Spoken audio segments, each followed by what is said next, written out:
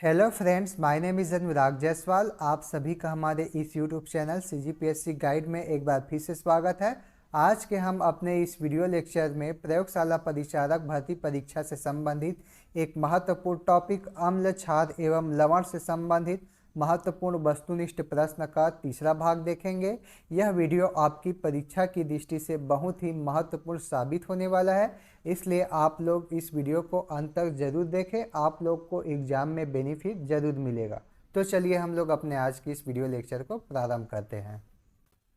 हमारा पहला प्रश्न है, निम्न में से कौन सा कथन सत्य है। तो पहला है, टमाटर में ऑक्जेलिक अम्ल पाया जाता है, जो कि बिल्कुल सत्य है। दूसरा है, सिरका में एसिटिक अम्ल पाया जाता है, तो ये भी सत्य है। और तीसरा है, चूना में कैल्शियम हाइड्रोक्साइड पाया जाता है, तो ये कथन भी सत्य है। इसलिए हमारा जो सही उत्तर होगा वो है ऑप्शन सी। यहाँ पर तीनों कथन बिल्कुल सत्य है। हमारा अगला प्रश्न है, कपड़े धोने का सोडा का रासायनिक नाम क्या है। तो हमारे पास ये चार ऑप्शन है और इन चारों ऑप्शन में जो हमारा सही उत्तर है वो है ऑप्शन बी, सोडियम कार्बोनेट। ठीक है, तो आप लोग को याद रखना है कपड़े धोने का सोडा का रासायनिक नाम क्या है, सोडियम कार्बोनेट है। और हम लोग इसका जो रासायनिक सूत्र है वो देखेंगे तो क्या है, Na2CO3। ठीक है, तो आप लोग को याद रखना है सोडियम कार्बोनेट का रासायनिक सूत्र क्या है, Na2CO3। हमारा अगला प्रश्न है, जल में कार्बन डाइऑक्साइड प्रवाहित करने पर बने सोडा वाटर की प्रकृति कैसी होती है। तो हमारे पास ये चार ऑप्शन है और इन चारों ऑप्शन में जो हमारा सही उत्तर है वो है ऑप्शन बी, अम्लीय। ठीक है, तो आप लोग को याद रखना है जल में कार्बन डाइऑक्साइड प्रवाहित करने पर बने सोडा वाटर की प्रकृति अम्लीय होती है। हमारा अगला प्रश्न है, निम्न में से किसे नीला थोथा के नाम से भी जाना जाता है। तो हमारा जो सही उत्तर है वो है ऑप्शन ए, कॉपर सल्फेट। ठीक है, तो आप लोग को याद रखना है नीला थोथा के नाम से किसे जाना जाता है, कॉपर सल्फेट को जाना जाता है। हमारा अगला प्रश्न है, खाने का सोडा का रासायनिक नाम क्या है। तो हमारा जो सही उत्तर है वो है option A, sodium hydrogen carbonate. ठीक है, तो आप लोग को याद रखना है खाने का जो सोडा है उसका रासायनिक नाम क्या है, सोडियम हाइड्रोजन कार्बोनेट। और इसका जो हम लोग रासायनिक सूत्र है वो देखेंगे तो क्या है, NaHCO3। ठीक है, तो ये किसका रासायनिक सूत्र है, खाने का सोडा का। हमारा अगला प्रश्न है, एक विलयन का pH 3 है, जब इसका pH 6 में बदलता है तो H+ आयन सांद्रता क्या होगी। तो हम लोग को यहाँ पर बताना है कि जो विलयन है उसका pH कितना था, 3 था, और ये 3 से बढ़कर कितना हो जा रहा है, 6 हो जा रहा है। तब इसमें जो H+ आयन सांद्रता है वो कितना होगा हम लोग को बताना है। तो कितना हो जाएगा, ये 1000 गुना हो जाएगा। हमारा अगला प्रश्न है, अम्ल क्षार प्राकृतिक सूचक के रूप में किसका उपयोग किया जाता है। तो पहला दिया है गुड़हल, दूसरा दिया है लाल पत्ता गोभी रस, तीसरा दिया है हल्दी। तो हमारा जो सही उत्तर होगा वो है ऑप्शन सी। यहाँ पर जो गुड़हल है, लाल पत्ता गोभी रस है और हल्दी, इन तीनों को ही अम्ल क्षार प्राकृतिक सूचक के रूप में उपयोग किया जाता है। हमारा अगला प्रश्न है, सामान्यतः अम्ल और धातु के क्रिया होने से कौन सी गैस का विस्थापन होता है। तो हमारा जो सही उत्तर होगा वो है ऑप्शन ए, हाइड्रोजन। ठीक है, तो आप लोग को याद रखना है सामान्यतः अम्ल और धातु के क्रिया होने से कौन सी गैस का विस्थापन होता है, तो हाइड्रोजन गैस का विस्थापन होता है। हमारा अगला प्रश्न है, कैल्शियम हाइड्रोक्साइड को किस नाम से जाना जाता है। तो हमारे पास ये चार ऑप्शन है और इन चारों ऑप्शन में जो हमारा सही उत्तर है वो है ऑप्शन बी, बूझा चूना। ठीक है, तो आप लोग को याद रखना है कैल्शियम हाइड्रोक्साइड को किस नाम से जाना जाता है, तो बूझा चूना के नाम से जाना जाता है। हमारा अगला प्रश्न है, आधात्विक ऑक्साइड और क्षार की क्रिया से किसका निर्माण होता है।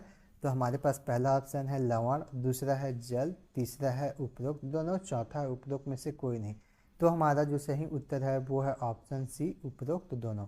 ठीक है, तो आप लोग को याद रखना है आधात्विक ऑक्साइड और क्षार की क्रिया से लवण और जल इन दोनों का ही निर्माण होता है। हमारा अगला प्रश्न है, जब लिटमस को बोरेक्स के एक विलयन में मिलाया जाता है तो विलयन का रंग कैसा होगा।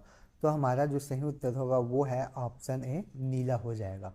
आप लोग को याद रखना है जो बोरेक्स है वो एक क्षारीय विलयन है। कैसा विलयन है, क्षारीय विलयन है।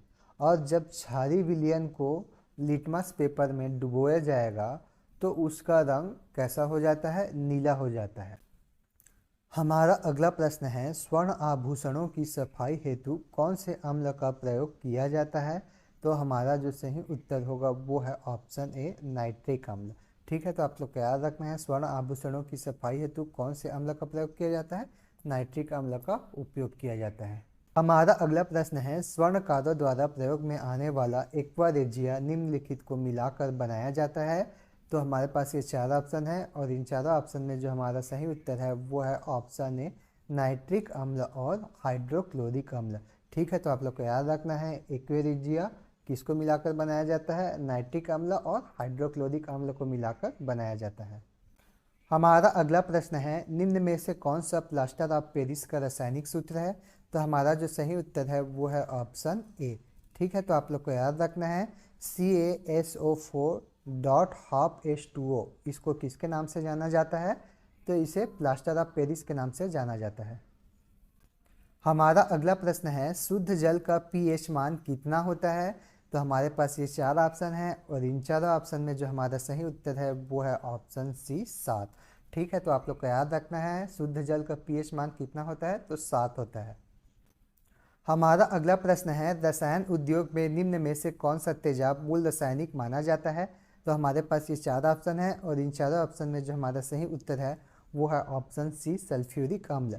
ठीक है, तो आप लोग को याद रखना है रसायन उद्योग में जो सल्फ्यूरिक अम्ल है वो मूल रासायनिक माना जाता है।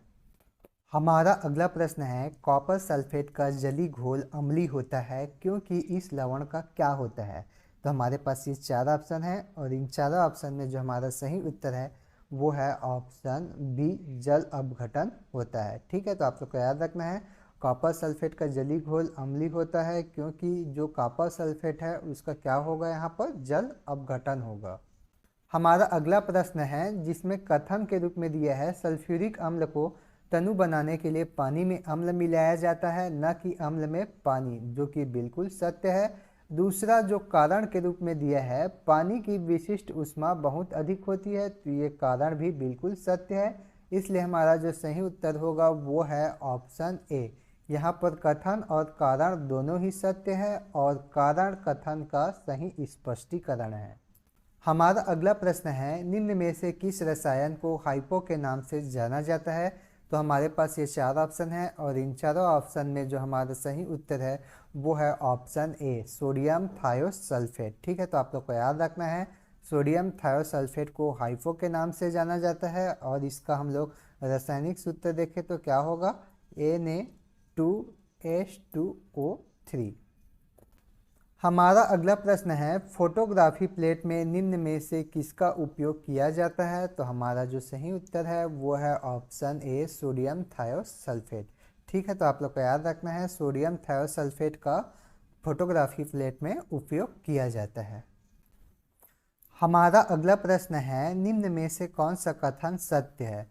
तो पहला है कास्टिक सोडा के नाम से सोडियम हाइड्रोक्साइड को जाना जाता है, जो कि बिल्कुल सत्य है। और सोडियम हाइड्रोक्साइड का फार्मूला क्या होता है? NaOH, जिसे किस नाम से जाना जाता है? कास्टिक सोडा के नाम से जाना जाता है। उसके बाद है कैल्शियम ऑक्जीक्लोराइड को ब्लीचिंग पाउडर के नाम से जाना जाता है, जो कि बिल्कुल सत्य है। और कैल्शियम ऑक्जीक्लोराइड का रासायनिक सूत्र क्या होगा? CaOCl2। ठीक है, उसके बाद एप्सम साल्ट के रूप में मैग्नीशियम सल्फेट को जाना जाता है, जो कि बिल्कुल सत्य है और इसका सूत्र क्या होगा? MgSO4। इसलिए हमारा जो सही उत्तर होगा वो है ऑप्शन डी। यहाँ पर तीनों ही कथन बिल्कुल सत्य है। हमारा अगला प्रश्न है अग्निशामक यंत्रों में निम्न में से किसका उपयोग किया जाता है? तो हमारा जो सही उत्तर है वो है ऑप्शन ए, बेकिंग सोडा का। ठीक है, तो आप लोग को याद रखना है अग्निशामक यंत्रों में किसका उपयोग किया जाता है? तो बेकिंग सोडा का उपयोग किया जाता है। हमारा अगला प्रश्न है जल की स्थायी कठोरता को हटाने के लिए किसका उपयोग किया जाता है? तो हमारा जो सही उत्तर है वो है ऑप्शन बी, धावन सोडा। ठीक है, तो आप लोग को याद रखना है जल की स्थायी कठोरता को हटाने के लिए धावन सोडा का उपयोग किया जाता है। हमारा अगला प्रश्न है एसिटिक अम्ल एक दुर्बल अम्ल है क्योंकि ये कम आयनित होते हैं। ठीक है, इसलिए हमारा जो सही उत्तर होगा वो है ऑप्शन सी। हमारा अगला प्रश्न है हमारे पेट से कौन सा अम्ल उत्पन्न होता है? तो हमारे पास ये चार ऑप्शन है और इन चारों ऑप्शन में जो हमारा सही उत्तर है वो है ऑप्शन ए, हाइड्रोक्लोरिक अम्ल। ठीक है, तो आप लोग को याद रखना है हमारे पेट से कौन सा अम्ल उत्पन्न होता है? तो हाइड्रोक्लोरिक अम्ल उत्पन्न होता है। तो यह था हमारा आज का वीडियो लेक्चर, जिसके अंतर्गत हम लोगों ने अम्ल, क्षार एवं लवण से संबंधित महत्वपूर्ण वस्तुनिष्ठ प्रश्न का तीसरा भाग देखा है। यदि आप लोगों को यह वीडियो पसंद आता है तो इस वीडियो पर लाइक और कमेंट करना ना भूलें। साथ ही हमारे इस चैनल को सब्सक्राइब जरूर करें। आज के लिए बस इतना ही। धन्यवाद।